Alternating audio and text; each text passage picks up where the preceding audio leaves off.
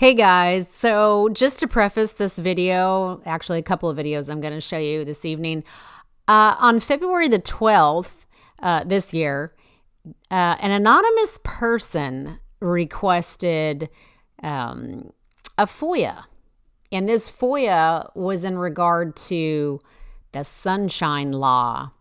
So their request, I'm going to put this up on the screen here, per FloridaLegal.com of the Office of the Attorney General of the State of Florida, a question was posed. Does the Sunshine Law apply to members-elect? Members-elect of public boards or commissions are covered by the Sunshine Law immediately upon their election to public office, following a record request of the city of Claremont. So they did a little preface here.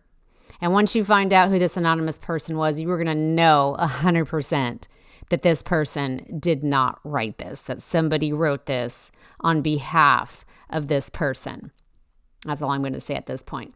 So what they're asking for, as you can see here, is any text messages, messenger, Facebook messages, chats, phone calls, emails between and to or from the following council members and council members elect from day after election, November 6th, to present to 7/2025. Now, again, this was February 12 that they came in with this FOIA in hand. So there was at least a week worth of just waiting, I guess, because they're saying present as of 2/7. So pay attention to the names here, okay? So they want Todd Howard, Allison Strange, Bill Peterson, Chandra Meyer, which that's not correct. It's Shonda Myers. Mayor Murray in regards to, which that's grammatically incorrect. So it's not regards, it's in regard to. Anyway, A, the firing or forced resignation of city manager Brian Boltice, and B, the firing of Dan Manzera, city attorney and law firm of DSK Law. And then they go into more things. There, the second request here, text messages, Facebook messages. Again, same people, same grammatically incorrect term, regards, and it should be regard. This time they want the hiring of Rick Van Wagner as interim city manager, and any particulars to that hiring, regarding salary, compensation terms, length of employment, etc. Then they go down to the next FOIA request. Same methods of transit to each other, same people. This time they want the hiring of attorney Christian Waugh as an interim city attorney, particulars including hiring, conflicts of interest, etc. Number 4, again, the same means of, phone calls, etc. Same council members. This time they are asking the potential hiring of Dan Mathis as assistant city manager / city manager. And for those of you that have been around a while, Dan Mathis actually works in planning. And that I'm having a brain fart. Maitland. He works in Maitland for the city of Maitland as in planning. And he had actually, tried out, auditioned, or whatever you want to say in that aspect for city manager about 3 years ago, the same time that Balsack applied. He applied and was on one of the, I think we had like top 3 or 4, and he was one of those. So he got to interview and all that, but they didn't give it to him. And anyway, so that's who Dan Mathis is, for those of you that don't know. So they want information in regard to that. And then they move on again to any future land use changes from City of Claremont, future land use designation from parks to commercial or residential for the sole purpose of developing the City of Claremont's designated parks to a hotel on the City of Claremont waterfront, Lake Minneella. This person's hearing some wild-ass rumors. Anyway, and then, there's one last one here. Change of City of Claremont, future land use. And it's funny here because this is like redundancy here. FLU land uses. So that's future land use. Mental. Anyways, comp plan code changes, strong towns, and any other changes to current designations. I find this interesting because Allison our current new council member has always been an advocate of strong towns. So I thought that was kind of interesting that they're asking for that, because obviously that's aimed more so at Allison. So those are the FOIA requests that this anonymous person put in. Like I said, I wanted you to pay close attention to who they were requesting it from, which was all of the council members. And after you see who it was, this is going to make a lot of sense to you why I said that. So here we go. Let's turn on the video, shall we? Drum roll. And thank you. Let's watch.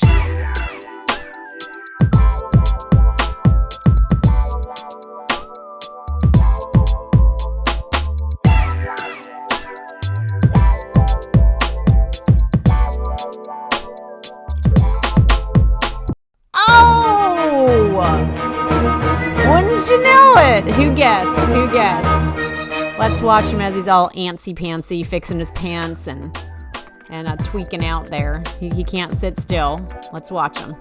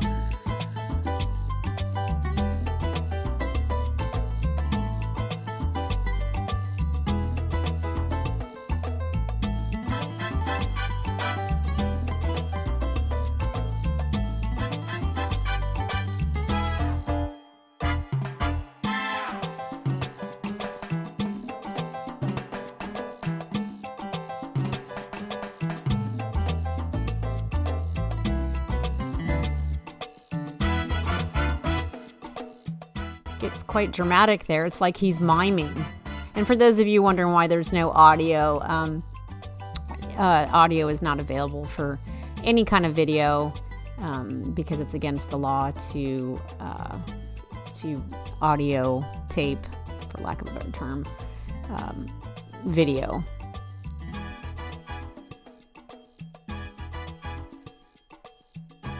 But you can see from his actions here that he's quite excited. He's got some excitement here going on, mixed with a little bit of I'm pissed.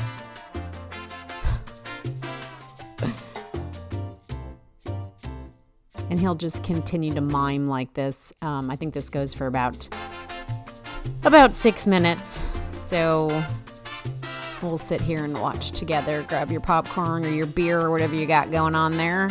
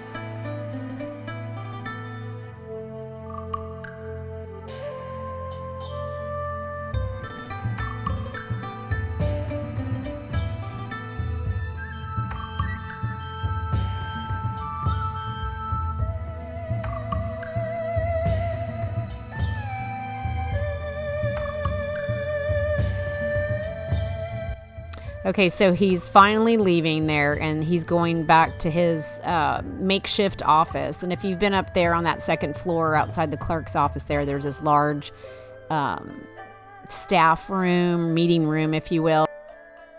So as you will see, there is somebody that comes in through the stairwell there and heads straight into Murray's office. Well, who is that? And then just a few minutes later, you'll see another person coming up that stairwell, entering on that second floor, that goes straight into his office, shuts the door. Who are these two people reporting to Murray first thing in the morning? They do not pass go. They do not collect $200. They just go straight into Murray's office like, I don't know, maybe like he's the boss? Now remember, take you to the charter here of the city of Claremont, it's council and all that. The council members, mayor, they are not to direct staff at all. That is not their job. It is currently the interim city manager's job to direct staff, meet with staff privately like that. That is an interim, at this time, interim city manager's job. Once we get a full-time permanent city manager, that would be their job. And the council and the mayor do not have any say over staff, and they certainly are not allowed, per the charter, to even sit in on staff meetings. Look it up. They're not allowed to direct staff, and they are not allowed to sit in staff meetings, much less have a little staff meeting of their own, as you see here. So who are these two people? Can't really see the way the camera angle is. So yours truly went ahead and did her own little FOIA request on who these people are. So let's check out the front lobby. Oh, is that head of HR? Is that Nadine? That would be Nadine. Now, why is she heading straight to Murray's office first thing in the morning? Again, not pass and go, not collecting $200, just like he's the boss man and she's got to report to him first thing in the morning. Okay, now who is our second person entering into his office first thing in the morning? Who could that be? Well, that's Miss Donnell Franklin, also of HR. Now, why are two people from HR? Why are two people from HR entering into Murray's office? Why would that be? Why would that be? Very, very, very interesting. And just for shits and giggles, I thought I would play you the I guess we kind of worked our way backwards. We started out at the end and worked our way backwards. Let's work our way all the way backwards just for fun. Watch Murray pull up to start his day. He's so giddy. Actually, I wanted to check out the parking lot prior to him entering the building to make sure that somebody didn't pass off that FOIA request to him.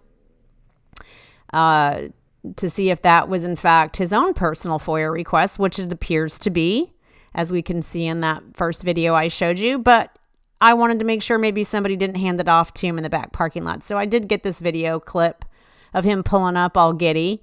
And as you can see here, him jumping out, he's already got that FOIA request right on top of his little file folder there.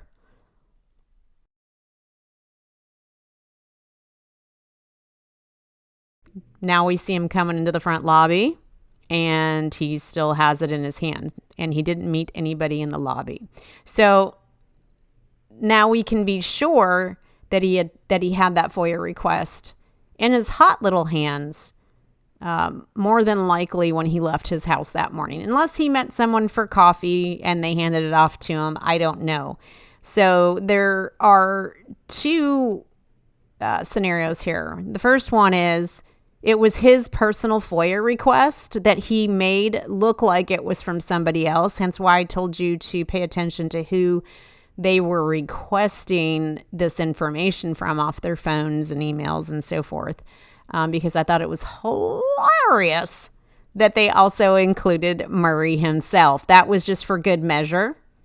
I believe if this FOIA request was actually Murray's himself, which I'm 98.99999% sure it was, he wanted to make it look, like it was on the up and up and that it was legit an anonymous citizen putting this request in. So if he put himself into the FOIA request, it would look kosher, right? It would look like totally couldn't be him because they were asking for Murray's stuff, right? So I think that was for good measure and just another way to show how the shady piece of shit that he is. So like I said, I'm 98.9999% sure that this was Murray's FOIA request, and somebody helped him with it that didn't have very good grammar, number one. And or here's your other option. Did in fact some citizen give it to him, maybe at the behest of him? I still think Murray would be involved. And he told them, go ahead and put my name up in that bitch so it don't appear that I've got anything to do with this. So, and there's another option, right? Third option, totally legitimately a citizen handed it off to him and they didn't want to appear, partisan in any way. So they just included everybody across the board, inclusive of Murray. I don't know. But those are three options here that we could be looking at as to the creation of this FOIA. But I'm going to go with my gut and say that it was 100% Murray, because he has done nothing but sit up there and cause dissent amongst the council members themselves and the citizens themselves. And for those of you that are probably thinking right now, well, can a mayor or a council member even FOIA request his fellow council members? Yes, he can. Yes, you can. If you're a mayor, a council member, you absolutely can FOIA request anything of your fellow council members. Is it shitty? Yes. Is he a piece of shit? Yes. So 100% he can do that. And he has. And so he is just causing dissent and discord between the council members themselves. He's showing his ass to the constituents. There are people currently around town. I had somebody text me this weekend that said they were standing behind somebody at an event and somebody was popping off about Murray being a piece of shit. So Murray, if you're trying to prove yourself a piece of shit in this community, you're doing a wonderful job. And I highly encourage you to keep it up, because you will not be reelected. And if you are reelected, well, then my gut feeling on how that happened will ring true at that point. But there you go, folks. That's who your Mr. Anonymous is, the shady piece of shit, Mayor Murray. Night, y'all.